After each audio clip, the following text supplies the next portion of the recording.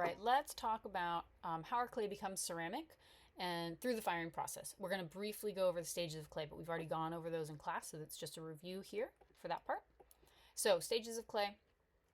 If you need definitions, you want to review those. We have the definitions on our topics page, and they should also be in your sketchbook. So we've got plastic, leather hard, and bone dry clay.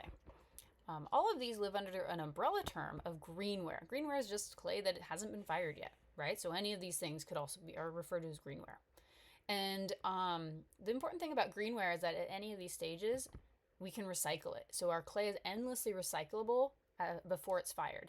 And we typically refer to the clay recycling term as reclaim. We're claiming it back, right? We're getting it back. So you've made your project, you've put it on the shelf. That's really important. Put it on the right shelf so I know that it's ready, right? But now what? It's something that I'm doing. I'm taking care of it in the firing stage, so it's a little bit of a mystery, which is why we're going to talk about it right now. What's going on?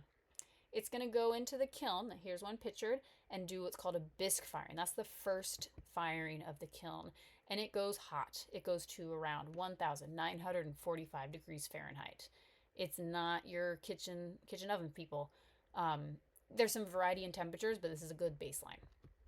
Our clay goes in and is converted by heat and time into ceramic, and that's important because it makes it less fragile and it's ready for glaze application.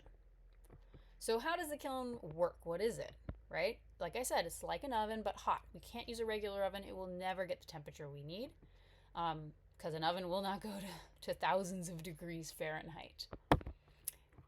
And so what does it do? Why do we need a kiln? Why do we need to go that hot? We need to physically change that clay, and it's really important through heat and time, which is physics and chemistry, folks. So clay is geologic, and the firing process, and ceramics is physics and chemistry. So there's a lot of backdoor science going on here.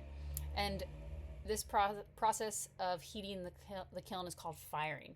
Now, this kiln is an electric kiln that we use, but traditionally, before electricity, we used gas and often still do. So we still refer to heating the kiln as firing.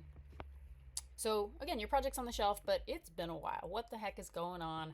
This is probably you. Why is it still on the shelf?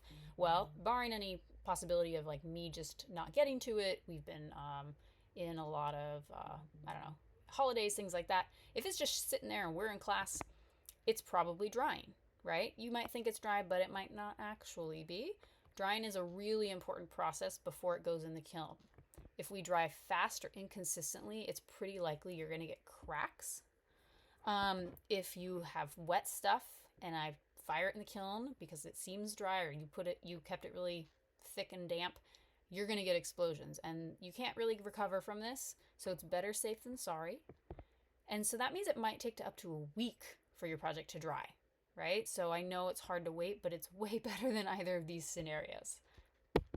So let's go back to bisque firing. So it's dry to the touch.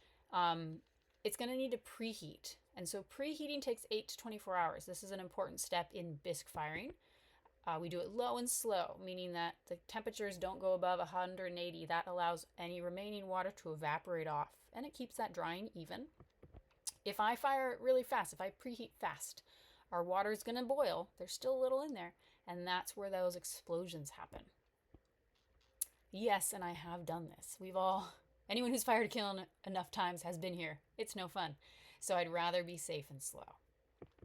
So then we get into firing. Our stuff has been preheated. We're good.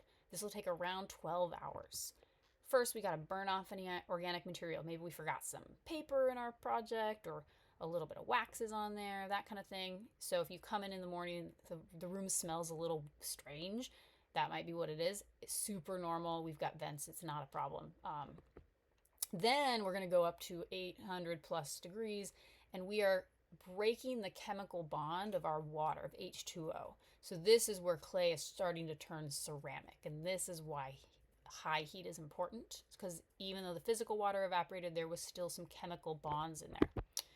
So then we go even hotter, and that's where those chemical bonds, the H2O, disappeared. And so our other remaining materials are starting to bond together and become stronger. So this is our bisque firing. And like it's 1728, 1945, those are our temperatures we're looking for. So now we've bisque fired, And our kiln is hot, right? It's turned off, but it is still very hot, so we need to cool down. If we do it fast, we kind of crash cool it, open it up, you'll probably get thermal shock, right? Just quick change in temperatures can cause cracks. So instead, we need to cool slowly. Generally, 12 hours is a good baseline. And I generally time it so that it's cooling overnight. So we come in the next day and it's ready.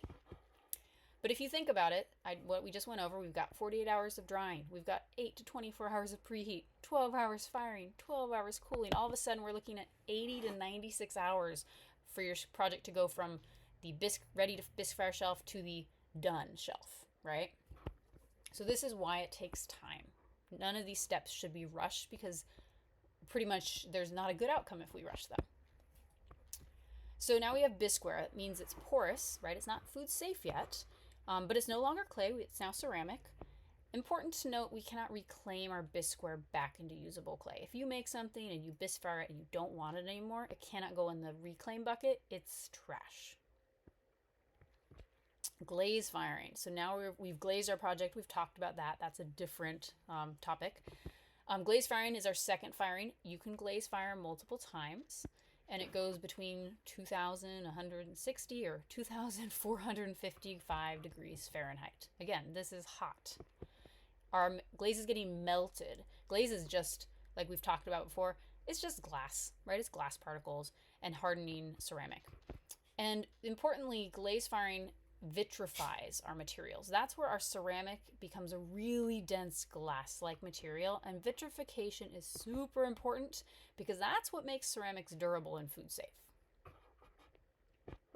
Here's an example of a kiln getting fired with actual gas, so you can see the flames. This is like a preheat. The one on the right is an electric kiln, and you can see the glowing coils and the glowing pots. You don't open like this unless you have a very specific controlled environment.